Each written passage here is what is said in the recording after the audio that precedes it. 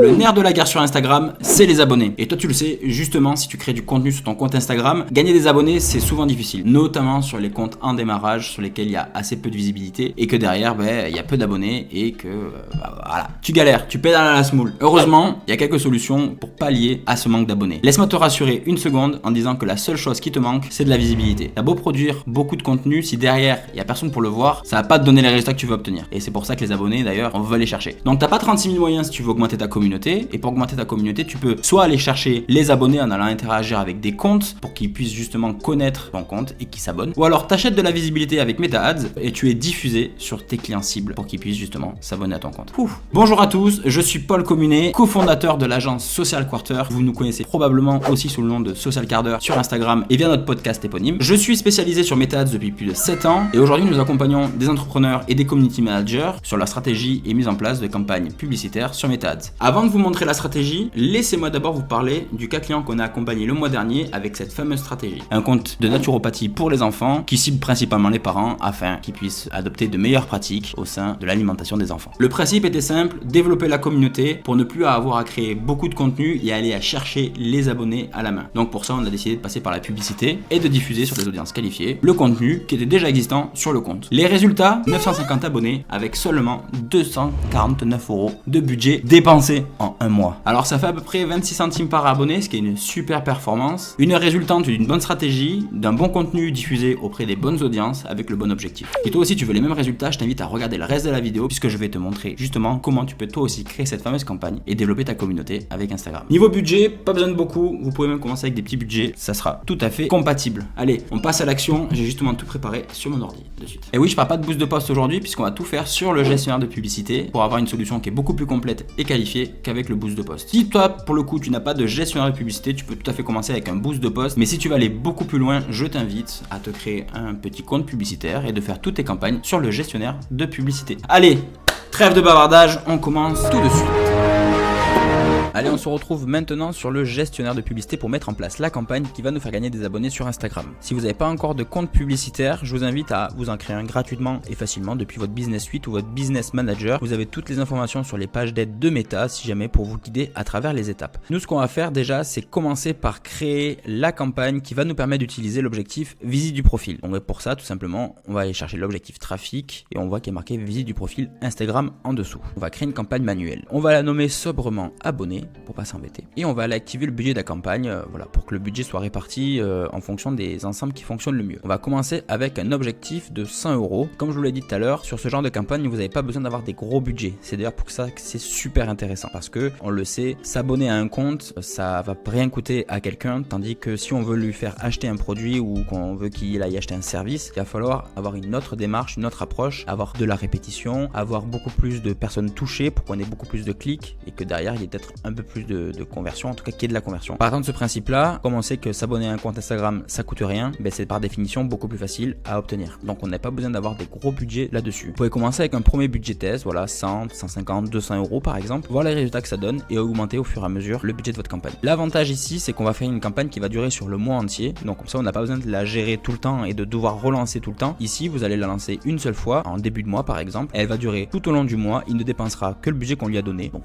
là pour le coup, il n'y a même pas besoin de le surveiller. On a l'habitude nous de s'en servir de cet outil. On le sait, en général il dépense pas plus que ce qu'on lui donne. Ça peut lui arriver de dépenser un peu plus, mais c'est de l'ordre de quelques centimes parce que des fois avec le système d'enchères, il n'a pas forcément dépensé 100 € pile. Mais ça sera jamais 150 € au lieu de 100. Ça sera toujours peut-être 100 € et 72 centimes par exemple. Donc une fois que c'est fait, que vous avez nommé votre campagne et que vous avez mis le budget de campagne, on va aller passer sur les ensembles de publicité. Alors nous, pour les ensembles de publicité, ce qu'on va faire ici, c'est qu'on va créer un ensemble de publicité par audience qu'on veut cibler, puisqu'ici on va lui intégrer plusieurs ensembles donc qui correspondent à des audiences de publicité pour qu'ils diffusent en même temps dessus. Après, l'algorithme de lui-même, il va les diffuser sur l'une ou l'autre des audiences en fonction de là où il y a le plus de performance et de savoir peut-être s'il y en a une qui se démarque. Donc nous, ce qu'on va faire, c'est qu'on va faire une campagne pour développer les abonnés de notre compte Instagram. Donc on va se créer deux audiences, une audience de personnes qui sont intéressées par le marketing des médias sociaux et une autre audience de personnes intéressées par la publicité en ligne. Donc voilà, j'ai créé mes deux audiences, donc un ensemble de publicité par audience, pas besoin d'en faire beaucoup plus de toute manière. Après, ça va dépendre aussi de votre budget. Si vous avez un gros budget, il peut dépenser sur plusieurs plusieurs audiences en même temps, mais autrement, vous n'avez pas besoin d'avoir énormément d'ensemble. On voit d'ailleurs que là sur la première audience, j'ai fait que sur un seul centre d'intérêt